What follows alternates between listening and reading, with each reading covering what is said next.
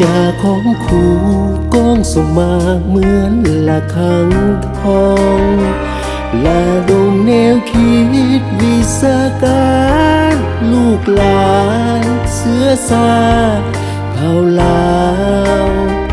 ครูเหมือนจิตรกรวาดแต้มอภรณ์แผ่นขาวลานลาวสดใสคู่แต้มแต่งสวยสดงดงามสั่งสอนให้หักบ้านเกิดเมืองนอนหักความก้าวหน้าหักภาษาหักผู้นำหักออกไปงานหักการเฮียนหักวัฒนธรรมผู้เสียสละสูงล้ำสามัคคีเพื่อนมิตรทั่วไปโอ้โหบันซาแนวคิดลูกเหล่าหลานลาวให้สิก้าวเดินสู่แสงทองเมืองสดใสคู่เหมือนทวนไฟเยืองทางสาวนาน้อยใหญ่เขียดคู่สมสื่อว่าไว้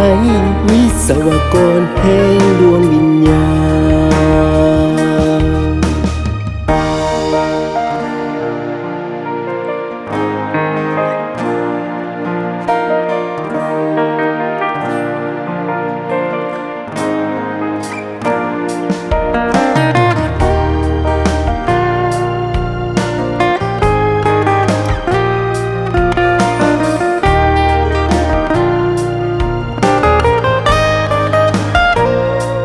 สั่งสอนให้หักบ้านเกิดเมืองนอนหักความก้าวหน้าหักภาษาหักผู้นำหักออกไปงานหักการเฮียนหักวัฒนธรรมผู้เสียสละสูงล้ำสามัคคีเพื่อนมิตรทั่วไปบันซาแนวคิดลูกเหล่าหลานลา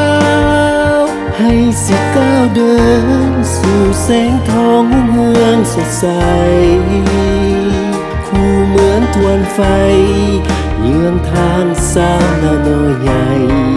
เขียดคู่สมสื่อว่าไว้วิศวกรแห่งดวงวิญญาณ